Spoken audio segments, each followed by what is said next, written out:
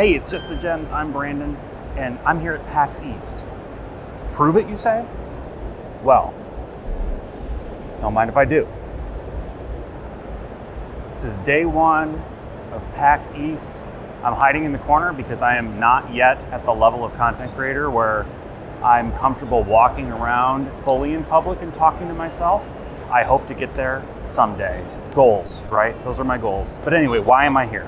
I am here to find the most interesting JRPGs and JRPG-adjacent games, including just general weeby stuff, visual novels, action RPGs, maybe even some Western RPGs if they catch my eye. So I'm going to make my way around the show floor, and I'm going to see everything that I possibly can, and I'm going to bring you what I consider to be the best of the best here at PAX East 2026. Let's get into it.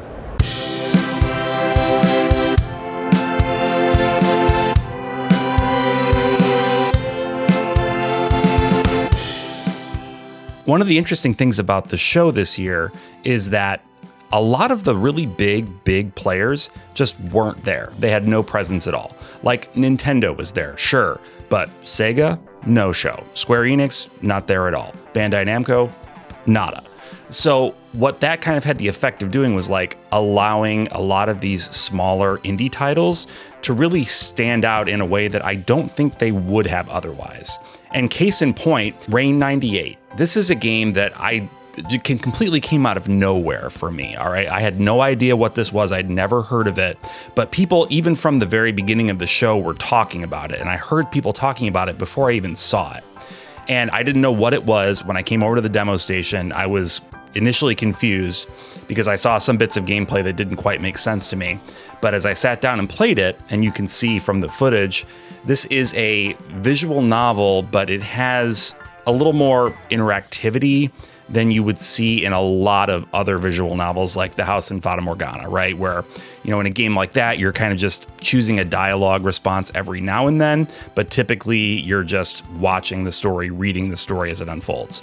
There's a lot more to do in this game, and just from the little bit that I've seen, it seems like there's weird mini games and other things that you're doing. It's supposed to be a romance, I guess, but also like weirdly apocalyptic and depressing. It's the vibes that this game gives off, man. It's just beautiful. Like, I just love the aesthetic of it. It's so dark and dreary, but also kind of beautiful in a weird way. And I know very little about this. The premise from the very beginning is that your character has somehow time traveled back to the year 1998. You're from present day Tokyo, I'm assuming. And you don't know how you got there, but you're in the apartment of this girl who seems to have a death wish, or I don't know, she's like, she wants to destroy the world or something, but it's not super clear. It's very weird, right? It's that sort of weird that I really appreciate in a lot of Japanese games and anime and things like that. It's very bizarre. And I didn't see this myself, but apparently there's a mini game in which you help her put on her socks. So if that made any of your ears perk up, first of all, don't tell me. I'm happy for you, but like, I don't need to know. But it's going to be very weird. And like I said, the aesthetic of this is really selling me on it.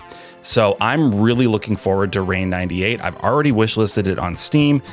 If this looks like it's up your alley, you should go and do likewise, because I think this one's actually going to be pretty special.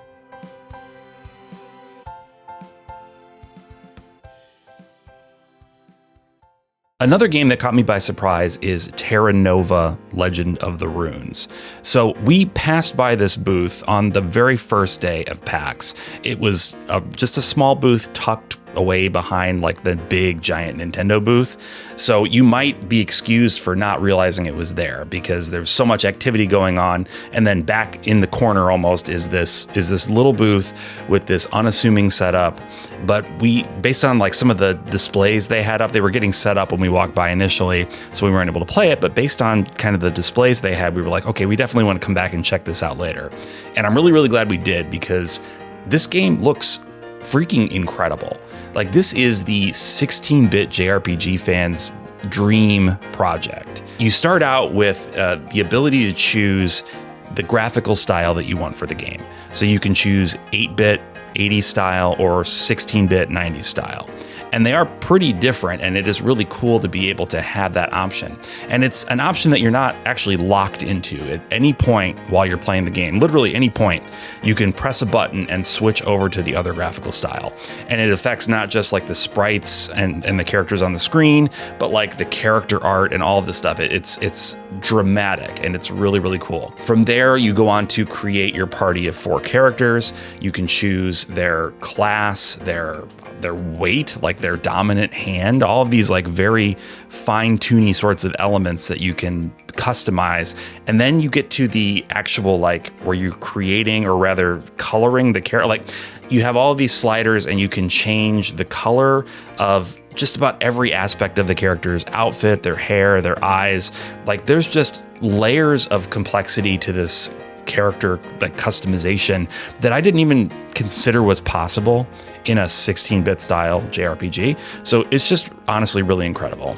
Now, I know this game either has just recently or is going to very soon launch a Kickstarter to fund the development. And if that has already launched, I'll make sure I put a link in the description, so check there. But this is a really cool demo of what I think has the potential to be an excellent project. So definitely keep your eye on this one.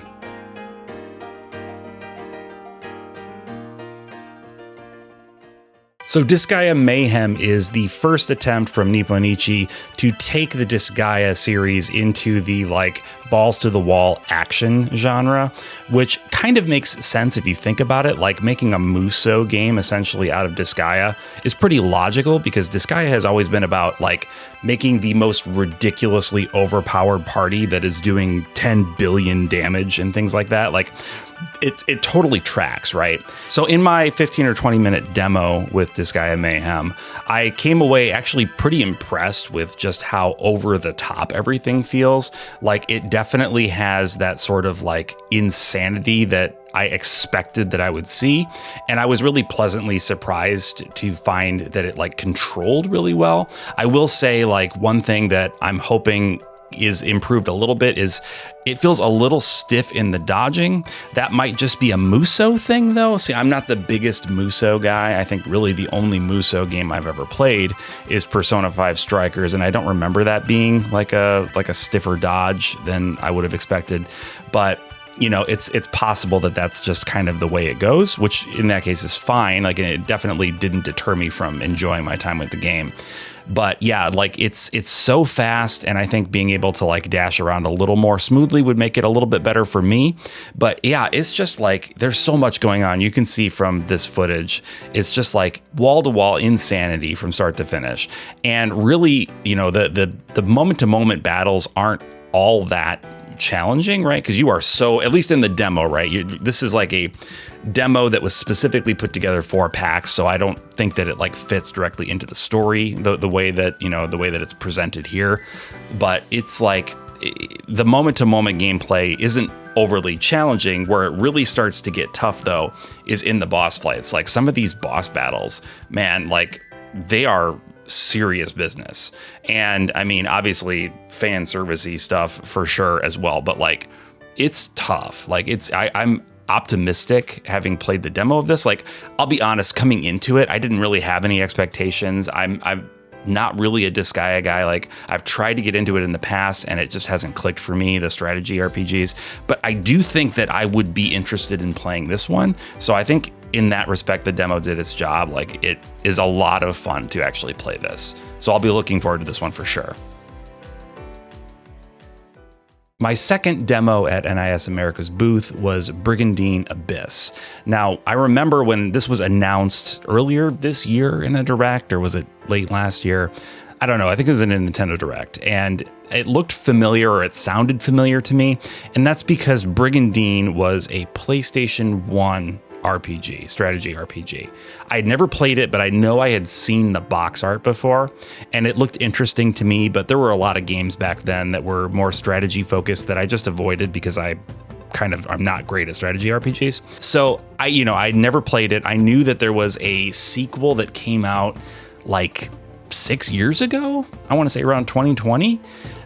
So there was a giant gap between the PlayStation 1 release and the sequel in 2020, and now less of a gap leading into Brigandine Abyss. This is a really interesting take on the genre. Interesting enough that based on my demo and like hearing the developers talk about it, I went to the panel where the creator of the game kind of went through his process and talked about it in more detail. It really made me curious to actually try it. So the way that the Brigandine series and Brigandine Abyss in particular differ from other games is that your group is made up of different kind of sets, right? Like you have a human squad leader, and that squad is then made up of various monsters. And the enemies are the same way. So they will have a squad leader and then various members of the squad. And you can go around and you control them all individually. So you're not like just controlling them as a unit. They're all individual characters that can do their own things.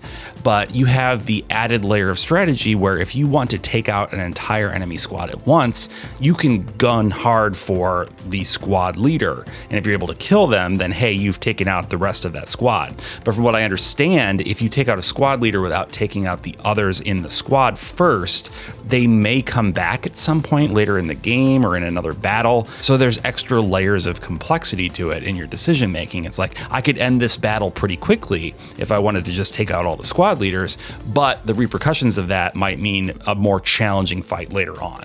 So that's really cool. Just like there's, I don't know, something about the dynamics of the way this battle system is set up appeals to me a lot more than most strategy games. They're like, I actually feel like it's achievable. It's very hard. I will say the demo at PAX East was possibly the hardest demo there. It was insanely difficult. And I would be remiss if I didn't say that my good friend and fellow YouTuber Retro Brandon did beat the demo, and he beat it in 4 turns, which is insane. And believe you me, he wouldn't let us hear the end of it. No, I'm kidding. He was actually very humble about it, but we like to give him a hard time. But yeah, it almost nobody could beat this thing. It's just super challenging.